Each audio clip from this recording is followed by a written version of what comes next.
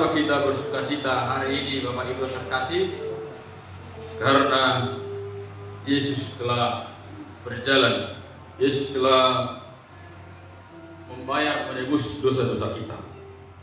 Maka seharusnya kita pada hari ini, minggu hari ini, lebih bersukacita pada hari ini, karena perjalanan hidup kita, kehidupan kita telah disempurnakan melalui anaknya Yesus Kristus Tuhan kita. Tema kita hidup sebagai terang. Sebagai orang-orang yang diciptakan Tuhan, yang dipilih Tuhan. Dan kita sadar, Bapak Ibu terkasih, kita adalah pilihannya.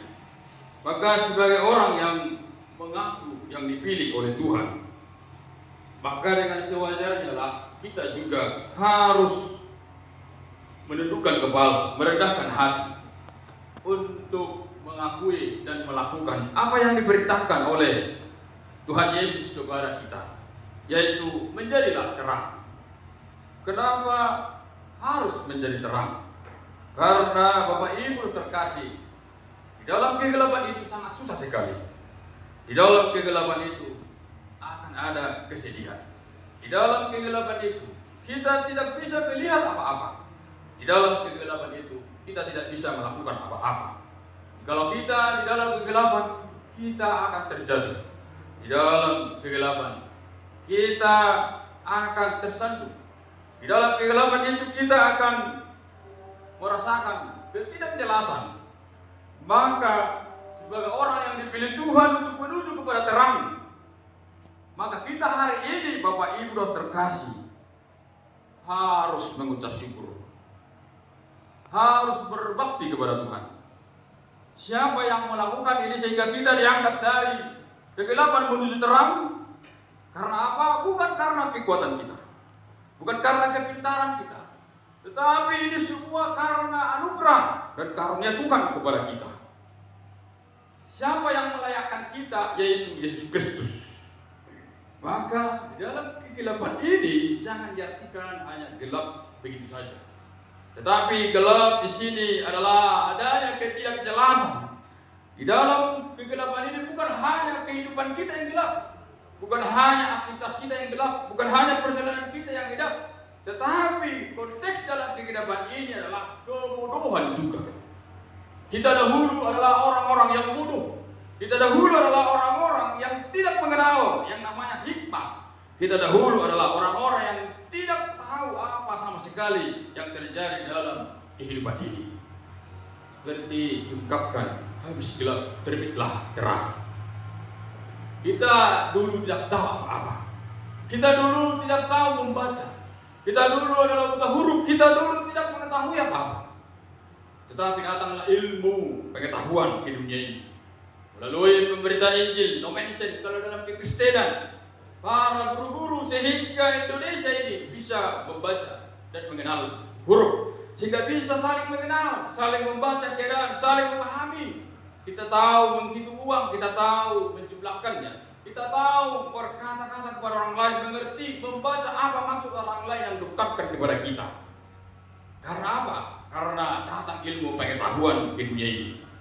Maka di dalam keimanan juga Bapak Ibu terkasih, kita hidup juga dalam kegelapan, bukan hanya ilmu dalam pengetahuan, tapi dalam keimanan kita hidup di dalam pemahaman, kita hidup di dalam kesusahan, kita hidup di dalam yang namanya penderitaan. Datanglah Yesus ke dunia ini mengangkat kita, membawa kita kepada terangnya yang ajaib. Maka kita harus menjadi terang, karena kita tahu susah sekali, menderita sekali, dan kewalahan kita berada di dalam gelap itu. Maka kita diajak sekarang ini untuk masuk ke dalam terang yang ditawarkan oleh Yesus Kristus kepada kita. Dan kegelapan ini juga dimaknai orang-orang yang melakukan kejahatan dan ketidaktahuan hal-hal yang ilahi, dan juga tidak mengenal Allah dan kehendaknya. Bagaimana ketika kita di dunia ini hidup di dalam ketidakmengenalan kehendak Tuhan.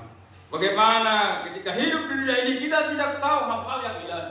Yang kita tahu bahwa kita mati akan dibawa tanah. Kita tidak mengetahui bahwa kita nanti mati akan bangkit kembali dan diangkat ke surga. Tetapi setelah kita memahami tentang terang itu, kita tahu benar Bapak Ibu dan terkasih, ketika kita nanti hidup di dunia ini, kita dilahirkan, kita anak-anak, kita menikah, kita berkeluarga, selalu ada terus pengharapan dan hal-hal yang ilahi yang kita pikirkan di dunia ini, walaupun kita masih hidup di dalam hidup yang penuh dengan liku-liku kehidupan dan tantangan ini. Tetapi terang itu sudah ada.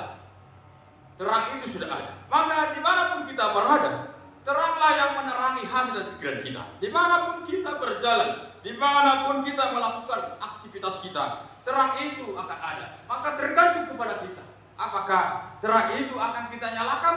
Apakah terang itu akan kita matikan atau tidak? Maka tergantung kepada kita Bapak Ibu terkasih. Kita tahu tadi kita ada perubahan. Ada yang namanya pergantian tempat, pergantian posisi dari gelap menjadi terang. Kita sudah tahu dan apa manfaatnya bagi kita. Maka